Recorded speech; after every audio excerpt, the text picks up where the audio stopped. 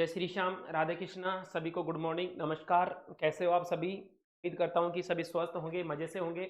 और एक बार फिर से मैं आपके सामने अपने पसंदीदा यूट्यूब चैनल मैं साइंस एक्सपर्ट से लेकर आया हूँ आपके लिए शानदार इंपॉर्टेंट क्वेश्चन की सीरीज। इंपॉर्टेंट क्वेश्चन की सीरीज चल रही थी, केमिस्ट्री के पेपर हो चुके हैं, थर्ड सेमेस्टर वालों के भी और फिफ्थ सेमेस्टर वालों के भी। बैक पेपर नहीं, जो मेन पेपर है। कल शाम 3 से 6 बजे जो फिफ्थ सेमेस्टर का पेपर लगा, किसका? केमिस्ट्री का।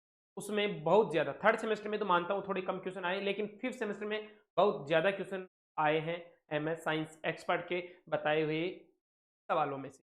इसी के साथ मैं लेकर आया हूँ आपके लिए, फिर बच्चों के कमेंट आ रहे हैं कि सर जूलॉजी के बना दूंगा जूलॉजी के इंपॉर्टेंट क्वेश्चन। और जूलॉजी के इंपॉर्टेंट क्वेश्चन की सीरीज में मैं आपके लिए लेकर आया हूँ जैसे थर्ड सेमेस्टर वालों के लिए इंपॉर्टेंट क्वेश्चन। ठीक है ना? ये किन किन के लिए इंपॉर्टेंट होने वाला है? वे स्टूडेंट जो अभी थर्ड सेमेस्टर का दे रहे हैं, के साथ साथ वे स्टूडेंट जो फिफ्थ सेमेस्टर में हैं और जिनका जूलॉजी बैक है।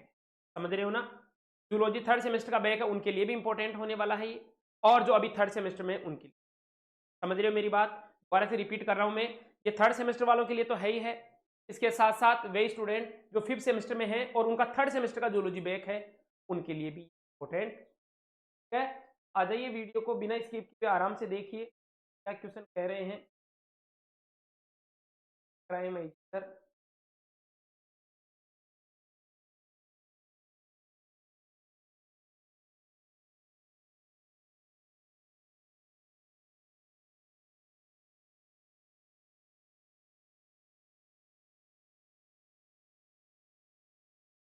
Rajasthan university BSc third semester zoology important question.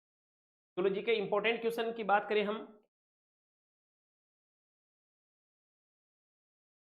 तो ये बीएससी थर्ड सेमेस्टर के तो है ही हैं।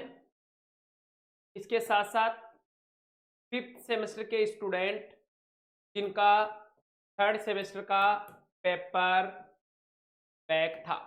ओके, थर्ड सेमेस्टर का पेपर बैक था, किसका? सर जूलॉजी का। तो उनके लिए भी ये क्लास इंपॉर्टेंट होने वाला है ना। Rajasthan university BSc third semester plus fifth semester का तो वही मैटर है जिनका बैक पेपर है। फिफ्थ सेमेस्टर वालों के लिए जूलॉजी नहीं है, लेकिन थर्ड का बैक है उनके लिए ये जूलॉजी। पहली यूनिट में रेशम कीट का जीवन चक्र, रेशम कीट का जीवन चक्र लाइफ साइकिल बतानी है आपको, इसकी सिल्क वर्म की। ठीक है ना? और रेशम जब लाइफ साइकिल बता रहे हो तो रेशम कैसे प्राप्त किया जाता है, रेशम कैसे प्राप्त किया जाता है ये भी पढ़कर जाना। ठीक है ना? रेशम कीट से रेशम प्राप्त करने की विधियां। ओके, मैं लिख देता हूं, कल में टाइपिंग में थोड़ी सी गलती हो गई तब। ठीक है, निम्न पर टिप्पणी लिखिए, रेशम कीट पालन और रेशम प्राप्त करना। ओके, इसके बाद में निम्न पर टिप्पणी लिखिए, लाख का प्रसंस्करण, मतलब लाख को किस प्रकार से शुद्ध करके तैयार किया जाता है। इसके बाद में रेशम का आर्थिक महत्व, रेशम का आर्थिक महत्व, जो हम रेशम प्राप्त करते हैं, जो हम रेशम प्राप्त करते हैं उसका इकोनॉमिक इंपोर्टेंस क्या है, रेशम का आर्थिक महत्व। प्रोन कल्चर, प्रोन कल्चर में झींगा हेचरी, मतलब झींगा हेचरी क्या है, किस प्रकार से हम प्रोन को हेचरी करके प्राप्त करते हैं। लाख संवर्धन की विधियां, लाख किस प्रकार से प्राप्त किया जाता है, और लाख कीट के बारे में बताना है। जो लाख का जो कीट है उसके बारे में बताना है। इसके बाद में क्वेश्चन नंबर 3 है, मधुमक्खी का जीवन चक्र बताते हुए, life cycle of honey bee, मधुमक्खी का जीवन चक्र बताते हुए इसके पालन पर लेख लिखिए, किस प्रकार से मधुमक्खी से मधु मतलब शहद, हनी जिसको कहते हैं, और जो मोम वैक्स प्राप्त करते हैं, क्या क्या प्रोडक्शन है, प्रोडक्ट है इसके, किसके? मधुमक्खी के। तो मधुमक्खी का जीवन चक्र बताना है, लाइफ साइकिल बतानी है, और लाइफ साइकिल के साथ साथ आपको से प्राप्त होने वाले जो शहद और मोम है उसके बारे में आपको बताना है। ओके,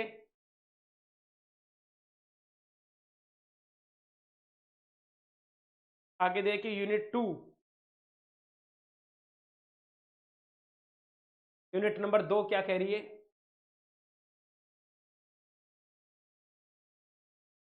पहला, कंपोस्ट एवं वर्मी कंपोस्ट में अंतर बताइए। कंपोस्ट तो क्या होता है मैंने बता रखा है, फिर भी मैं बता देता हूँ, क्लास में तो मैंने काफी वीडियो बना रखे हैं। यहाँ यूट्यूब पर नहीं, मैंने बच्चों को तो बता रखा है। कंपोस्ट तो एक साधारण खाद को सड़ा गलाकर बनाते हैं, गड्ढा खोदकर, किसान जो देसी तरीके फसल के लिए बनाता है। लंबी प्रोसेस है, उसमें भी गड्ढा खोदते हैं, नीचे पानी डालते हैं, फिर का छिड़काव करते हैं, फिर पेड़ पौधों की पत्तियां डालते हैं, फिर गोबर डालते हैं, फिर पानी डालते हैं, मिट्टी डालते हैं, वो एक कंपोस्ट है। लेकिन इसके साथ साथ उसी विधि में अगर हम केंचुओं को काम में लेते हैं, अर्थवॉर्म को काम में लेते हैं, और अर्थवॉर्म क्या करते हैं, मृत जो कार्बनिक पदार्थ है उनको सड़ा गलाकर उनका जो वेस्ट होता है केंचुओं का, वो हमारे लिए खाद होता है। तो केंचुओं से प्राप्त खाद क्या कहलाती है, वर्मी कंपोस्ट। उसका भी प्रोसीजर अलग है। तो कंपोस्ट भी एक प्रकार की खाद है, वर्मी कंपोस्ट भी खाद है, लेकिन केंचुओं से प्राप्त खाद क्या कहलाती है, वर्मी कंपोस्ट। इसका पूरा प्रोसीजर आपको बताना है, ठीक है ना। पर्ल कल्चर, मुक्ता निर्माण, मोती कैसे बनते हैं, मुक्ता निर्माण को बताते हुए प्राकृतिक और कृत्रिम मोती। एक तो होते हैं नेचुरल, जो समुद्र की गहराइयों में, जो जो कृत्रिम जो मुक्ता होते हैं, जो कृत्रिम पर्ल होते हैं, उनके द्वारा मोती बनाए जाते हैं, और एक होते हैं आर्टिफिशियल। तो दोनों मोती जब हमारे सामने हो तो उनकी चमक में, उनकी साइज में, उनके कलर में क्या क्या डिफरेंस है, आपको प्राकृतिक और कृत्रिम मोतियों में क्या बताना है, अंतर। निम्न का विस्तार कीजिए। मछली उत्पादन के उप उत्पाद, जैसे मछली से आप मछली उत्पादन में मछली तो प्राप्त करते ही करते हो, हाँ सर, इसके साथ साथ और सब प्रोडक्ट क्या है, उप उत्पाद क्या है, अन्य लाभ क्या है, मछली उत्पादन के दौरान हमें अन्य लाभ क्या क्या है, अन्य और कौन से प्रोडक्ट हम प्राप्त करते हैं। जैसे हनी की बात कर रहे हैं अपन, हनी बी की, तो शहद तो उससे प्राप्त कर ही रहे हैं, लेकिन उसके साथ साथ अन्य प्रोडक्ट क्या है, मोम वगैरह। तो वही बात है, मछली उत्पादन के उप उत्पाद बताने हैं। मुर्गी पालन, कुक्कुट पालन, मुर्गी पालन की विधियां एवं रोग। मत मुर्गियों में रोग पूछा जाएगा, इंपॉर्टेंट है। रानी क्षेत्र, पालन क्षेत्र, जो भी खेत है ना, सारे रोग। मछलियों में रोग, सॉरी, मुर्गी पालन में रोग। इसके साथ साथ वर्मी कल्चर एवं मछली पालन। वर्मी कल्चर, यहां तो वर्मी कंपोस्ट है, ठीक है ना, वर्मी कल्चर नहीं बताया मैंने। वर्मी कल्चर किस प्रकार से केंचुओं से खाद प्राप्त करते हैं, वर्मी कल्चर एवं मछली पालन की विधियां। वर्मी कल्चर एवं मछली पालन की विधियां आपको बतानी है, मछली पालन और वर्मी कल्चर। तो वर्मी कंपोस्ट में और वर्मी कल्चर में आप कंफ्यूज मत हो जाना।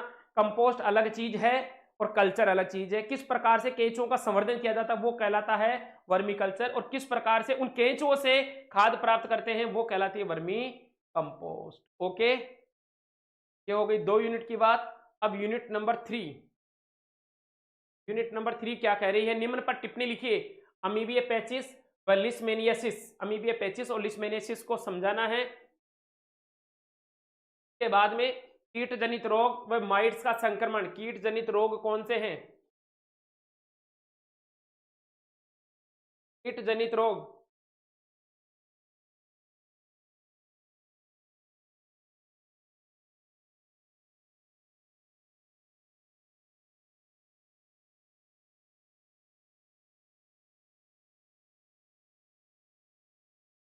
कीट जनित रोग, कीट जनित रोग एवं माइट्स का संक्रमण क्या होता है, माइट्स किस प्रकार से संक्रमित करते हैं। इंसेक्ट पेस्ट मैनेजमेंट बहुत ही इंपॉर्टेंट। आईपीएम, नाशक कीट प्रबंधन। अपने घरों में, खेतों में ऐसे कीट हो जाते हैं जो हमारी फसल को नुकसान करते हैं, हमारे खाद्य पदार्थों को, कपड़ों को, इनको नुकसान पहुंचाते हैं। तो उनका मैनेजमेंट कैसे करते हैं, इंसेक्ट पेस्ट मैनेजमेंट, आईपीएम प्रबंधन किस प्रकार से किया जाता है, very very important. Insect pest management बहुत ही महत्वपूर्ण टॉपिक है। एस्केलमेंथीज जनित रोग बताइए। एस्केलमेंथीज, पेटेलमेंथीज और एस्केलमेंथीज जो प्राणी हैं वो भी मनुष्यों में रोग उत्पन्न करते हैं। तो यहाँ पर एस्केलमेंथीज द्वारा जनित रोग है उनके बारे में। कृषि पीड़क, कृषि पीड़क व स्टोर्ड ग्रेन क्या है, कृषि को नुकसान पहुंचाने वाले कीट और stored grain. Stored grain important है। ओके, कृषि पीड़क व स्टोर्ड ग्रेन जो है उनको बारे में बताना है। लिम्बिक तंत्र, यूनिट नंबर 4 और लास्ट। लिम्बिक तंत्र व हाइपोथैलेमस के बारे में टिप्पणी करनी है, आपको विस्तार से समझाना है। लिम्बिक तंत्र और हाइपोथैलेमस, लिम्बिक तंत्र व हाइपोथैलेमस के बारे में बताइए। चिन्ह उद्दीपन क्या है, चिन्ह उद्दीपन की अवधारणा और सहज मोचन प्रणाली। यहां से क्वेश्चन आएगा, यहां से क्वेश्चन आएगा, इनमें भी इंपॉर्टेंट में भी इंपॉर्टेंट है। अध्ययन और अधिगम, लर्निंग, सीखने की विधियां, परिभाषा लिखकर नहीं छोड़ के आनी है। बच्चे क्या करते हैं, मैं टिप्पणी का क्वेश्चन दे देता हूं और डेफिनेशन लिख के छोड़ के आ देते हैं, सर आपने बताया वही क्वेश्चन आया, लिखकर भी पूरे आए, लेकिन नंबर नहीं आए। नंबर नहीं आने का कारण यही है कि आप नंबर कम लाते हो। नंबर इसीलिए कम ला रहे हो आप, क्यों? क्योंकि आपने उसका पूरा जवाब नहीं दिया। अधिगम की परिभाषा बताने हैं, अधिसी के तरीके बताने हैं आपको कंप्लीट। अध्ययन और अधिगम में अंतर बताना है। मधुमक्खियों एवं वानरों में सामाजिक संगठन, सोशल बिहेवियर को बताना है। किसके उपलक्ष्य में? मधुमक्खियों में किस प्रकार से और वानरों में किस प्रकार से सामाजिक संगठन पाया जाता है। जैविक घड़ियां क्या है, बायोलॉजिकल क्लॉक, जैविक घड़ियां क्या है, इनके बारे में बताते हुए व्यवहार के अध्ययन की विधियां, किसी प्राणी का व्यवहार, किसी प्राणी का व्यवहार कैसा है का अध्ययन हम किन विधियों से करते हैं, वो विधियां आपको बतानी है। मैं प्रत्येक यूनिट से 3-3 क्वेश्चन या मान लो 4 क्वेश्चन लेकर आया हूं। मैं 12 क्वेश्चन है, 2 क्वेश्चन एक्स्ट्रा और मान लो, केवल और केवल मैं 14 क्वेश्चन 14 क्वेश्चन आपके लिए लेकर आया हूं। उम्मीद करता हूं कि यहां से 7 क्वेश्चन एग्जाम, अरे 7 नहीं 5 मिल गए ना, आपका क्या जा रहा है ना? आपका क्या जा रहा है से मेरे को याद आया, मैं आपको बता देता हूं। वो एक, मैं पहले मैथ क्लास पढ़ाता था, मैथ पढ़ाता था छोटे छोटे बच्चों के, कॉलेज में तो अब पढ़ाने लग गया। तो मैं मैथ पढ़ाता था, तो एक दिन मैंने बच्चों से कहा कि मैं आपको मैथ सिखा रहा हूँ, जोड़ सिखा रहा हूँ। मैंने कहा बेटा तेरे एक हाथ में 5 लड्डू है, दूसरे हाथ में 5 लड्डू है, बता दोनों हाथों में कितने लड्डू? बोले मास्टर हाथ में लड्डू ही नहीं है। अरे मैंने कहा मान ले यार, तेरे बाप का क्या जा रहा है? तो उसने मान लिया, ठीक है। बोल रहा सर 10 लड्डू हो गए। थोड़े दिनों बाद में है ना, जो मैंने उससे पूछा, पहले बता 5 और 5 कितने होते हैं? बोले 5 और 5 तो 12 होते हैं। अरे मैंने कहा 12 कैसे होते हैं? 5 और 5 तो 10 होते हैं। बोले मान लेना मास्टर यार, तेरे बाप का क्या जा रहा है? ठीक है ना? तो अगर 14 में से अगर 7 भी जा रहा, 7 भी मिल रहे हैं, 5 मिल रहे हैं, तो अपना क्या जा रहा है? समझ में आ रही है ना? 5 क्वेश्चन भी अगर, और 5 क्वेश्चन भी आप पूरे करके आ गए, बड़े क्वेश्चनों की बात बता रहा हूं, बड़े क्वेश्चन प्रत्येक मिनट में एक एक भी मिल गया, बहुत ज्यादा लाभ आपको मिलेगा। 30-40 क्वेश्चन बना देता वही बात, और उनमें से 5-6 क्वेश्चन मिल जाते, तो कोई फर्क पड़ने वाला नहीं है। लेकिन आपने जो पढ़ा, इसके साथ साथ इन क्वेश्चंस को भी आप देख कर गए, और यहां से अगर 5-6 क्वेश्चन भी आपको मिलते हैं, तो ये नहीं करा कि एज इट इज पेपर यही छपेगा, ऐसे मैं कोई दावा नहीं करता हूं। एमएस साइंस एक्सपर्ट इस प्रकार का कोई दावा नहीं करता, लेकिन ये परीक्षा की दृष्टि से महत्वपूर्ण है, क्योंकि पिछले साल के जो पेपर हैं, अभी तो मान लो सेमेस्टर के ही चल रहे हैं, सेमेस्टर से अलावा ये जो बुक थी बेटा, ये बीएससी थर्ड ईयर में चलती थी, समझ में आ रही है ना? तो तब थर्ड ईयर में चलती थी, अप्लाइड जूलॉजी एंड स्टैटिक्स, वहां पर भी इस टॉपिक से, इस यूनिट से काफी सवाल आते थे। तो उन्हीं को ध्यान में रखते हुए हमने आपके लिए बनाए हैं, और उम्मीद करता हूं कि यहां से आपको काफी हेल्प मिलेगी। केमिस्ट्री के क्वेश्चन 2-4 कम मिले हैं, तो टेंशन लेने की कोई बात नहीं है, बढ़िया नंबरों से, बढ़िया स्कोर से आप पास हो जाओगे, ठीक है ना? आज के लिए इतना ही काफी है। जय श्री श्याम, मिलते हैं नेक्स्ट क्लास में। Okay, thank you.